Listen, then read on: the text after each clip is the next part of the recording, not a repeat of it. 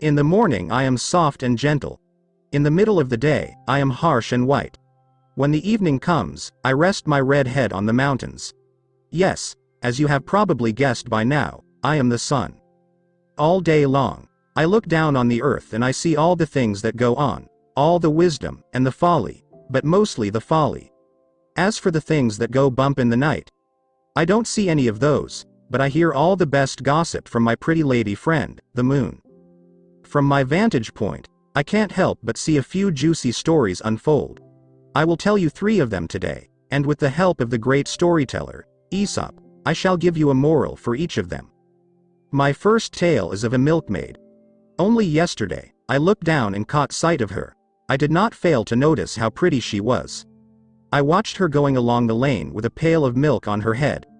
I shone brightly for the lovely girl, and my rays set off her blonde hair and made her heart happy. I could see that she was chatting away to nobody but herself. I tuned in my ear and listened to what she was saying. "This lovely creamy milk will give me plenty of butter to churn," she said. "Yes, I will make the best butter, and I will take it to market. I will get a good price for my butter, and with the money I make, I will buy lots of eggs for hatching. How nice it will be when the yard is full of fine young chicks. Then, when May Day comes I will sell the hens, and with the money I'll buy a lovely new dress for the fair. All the young men will look at me. They will come and try out their smooth talk on me, but I shall very quickly send them about their business." She smiled, as she thought of the witty one-liners that she would deliver to all the smooth-talking young men. As she imagined the scene, she tossed her head scornfully. But oh! Down fell the pail, and out spilt the milk onto the ground. The white creamy liquid trickled into the ditch, and with it, the pretty maid's daydreams, her butter, her profit, her chickens, her eggs, her new dress, and her vain young men, all disappeared into the ground. I looked down on all this and tried not to smile at the poor milkmaid's misfortune.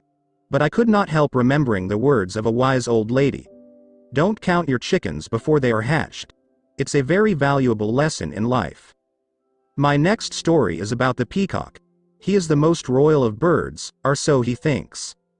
When I shine down with my bright rays, he loves to open up his feathers to show off all his wonderful colors. How he gleams with emerald gold, purple, and azure. Why, he is shining so, that he considers himself a worthy rival to me. But he was not always so bright and beautiful. Once, long ago, he was just an ordinary, dusty sort of farmyard bird. This bothered him, for in his heart, he longed for greatness. His life abruptly changed when, one day, as he was pecking grass by the lake, he met the goddess Juno. He knew that his chance for transformation had come. "Divine Juno, lovely goddess," he said. "Why are my feathers so plain and ordinary? I want to be beautiful. I long for everyone to admire me. In fact, I want to be the most indisputably magnificent bird in the world. You are a goddess. You can do this for me in an instant. If you work your will, even the emperor will admire and envy me. I pray, dear goddess, make me magnificent." Juno looked at the dull and ordinary bird and thought, "How vain and pretentious he is. I will give him what he wants, but I will teach him a lesson." When the peacock next saw his reflection in the water, he realized that she had granted his wish, for he was beautiful beyond his dreams. His feathered tail was more magnificent than the tapestry that hung behind the emperor's throne. The other birds gathered round to admire him, and how he strutted up and down like a king. He patronized all the scruffy farmyard birds, the hens, the geese, the ducks, and other such riff-raff. The other birds were not gazing at him, as he thought they should. They were looking up into the sky. He too looked up, and he saw how the powerful and kingly eagle span out his wings, and soared high into the heavens, so high that he flew up to wish me a good morning through the clouds. Who could doubt that the eagle was the most royal of all the birds? Not the ducks and the geese who squawked in homage to the soaring king. "Pa," said the peacock, "I will fly even higher." He lifted his wings, but they were heavy and weighed down with decorative feathers. Yes, he looked wonderful, but the sly goddess had made him pay a price for his beauty. He could not longer fly. I thought, as I looked down.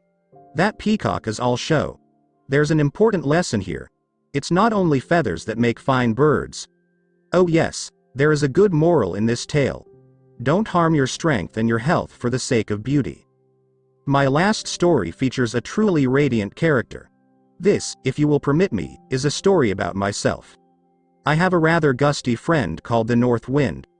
I was watching in amusement one day how he tormented a man who was walking along the road. He was trying to blow the man's hat off, and how he huffed and puffed with all his might. But the man was wise to him, and he held his hat firmly down on his head. I laughed. Ho ho, North Wind. That man's got one up on you. Well, I bet you can't do any better, hissed the North Wind testily. I bet I can, I said, and I shone down with my warmest, most health-giving rays. The man felt gladness as he walked along. He smiled and then he took his hat off to cool his head. There you see, I said. Gentle and kind persuasion win where force and blusters fail.